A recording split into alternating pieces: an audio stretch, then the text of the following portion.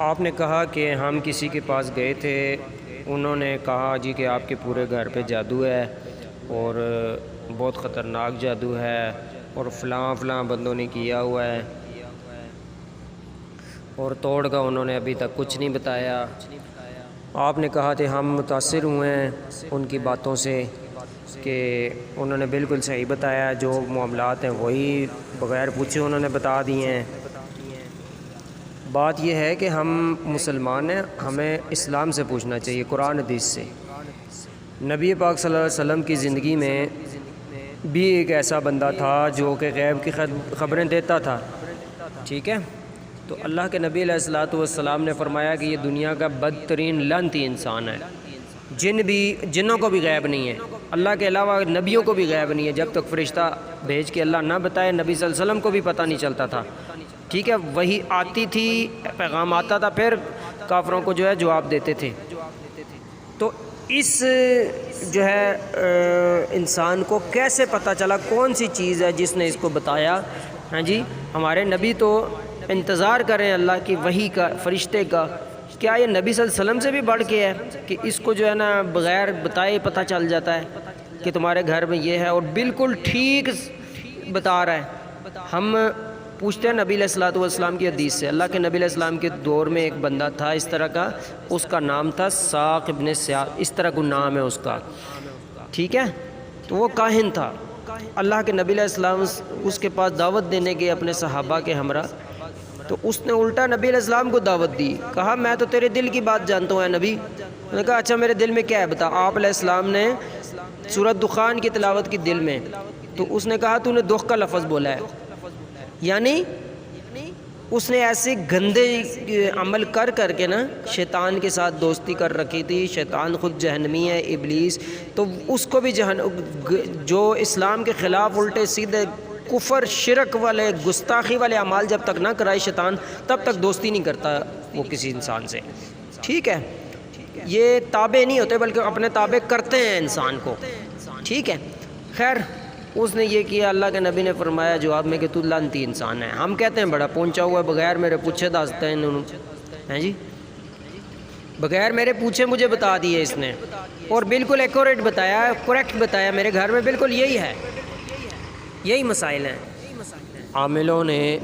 چلیں مان لیتا ہوں کہ کسی نے اگر کیا بھی ہے جنوں شیطانوں میں سے، چاہے جنوں نے کیا یا انسانوں نے کیا ہے یا خود کسی وجہ سے یہ معاملہ ہو گیا، آزمائش ہے، کچھ بھی ہے، تو اس کا حل ہم نے قرآن حدیث سے پوچھنا ہے نا۔ اللہ کے نبی علیہ السلام جو ہے کیسے انہوں نے علاج کیا اپنا، صحابہ نے آگے لوگوں کا کس طرح کیا؟ دیکھیں یہ اتنی نازک فیلڈ ہے نا، اس میں کینسر ڈائگنوز ہو بھی جائے نا تو اجازت نہیں ہوتی معالج کو کہ پیشنٹ کو بتائیں، بتانے سے تو آدھا بیمار وہ فل بیمار ہو جائے گا، ٹھیک ہے؟ ول پاور اس کی مکمل اچھی کرنی چاہیے پیشنٹ کی، یہ نہیں کہ اس کو بتا دو، بتانے کی اجازت ہی نہیں ہوتی، جو بتاتا ہے وہ سمجھو آپ کا دشمن ہے،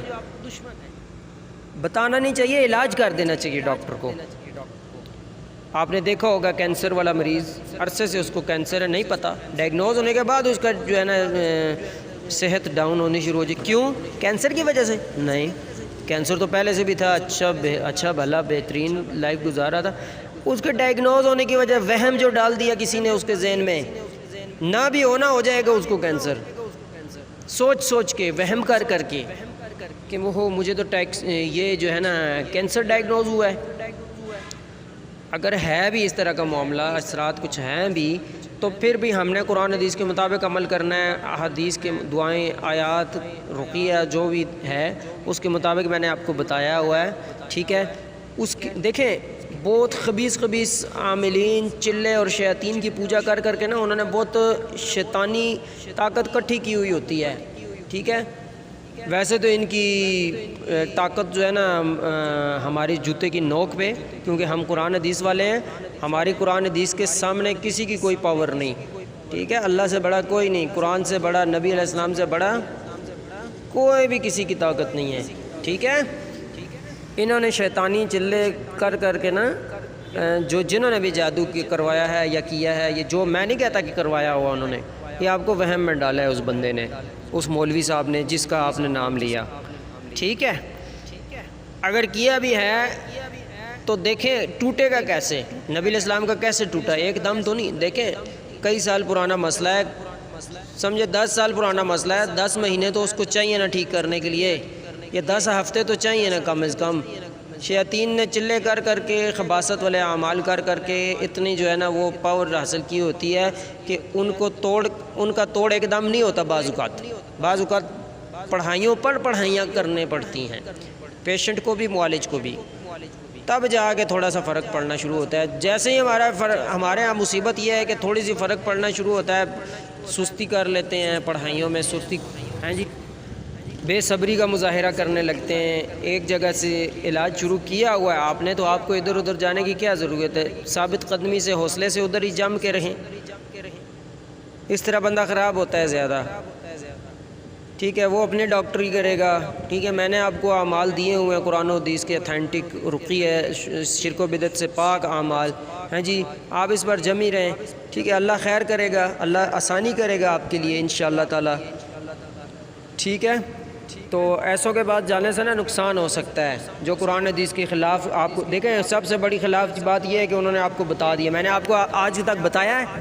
میں نے آپ کو آج تک نہیں بتایا، ٹھیک ہے۔ تو بات یہ ہے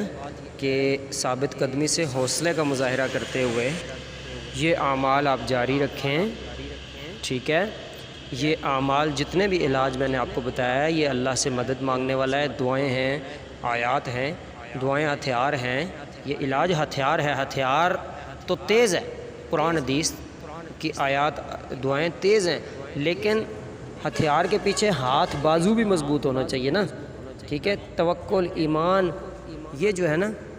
بہت ضروری ہونا چاہیے، ایمان ہونا چاہیے کہ قرآن حدیث کے اذکار علاج ہم شروع کیے ہوئے ہیں تو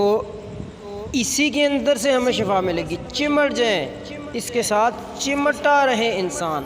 کہ قرآن حدیث کے اذکار خالص ہم کر رہے ہیں، اسی سے ہمیں فائدہ ملے گا، دیر ہے اندھیر نہیں ہے۔ تو اللہ رب العالمین آپ کو برکتوں سے نوازے۔ دیکھیں ہم تو کوشش کرتے ہیں کہ جتنا جو صحیح راستہ ہماری علم میں ہے ہم بتائیں عوام کو، ٹھیک ہے۔ مسئلہ تب خراب ہوتا ہے جب ایک علاج چھوڑ کے نا دوسری طرف بھاگے انسان، یا مجبور، ٹھیک ہے میں مانتا ہوں انسان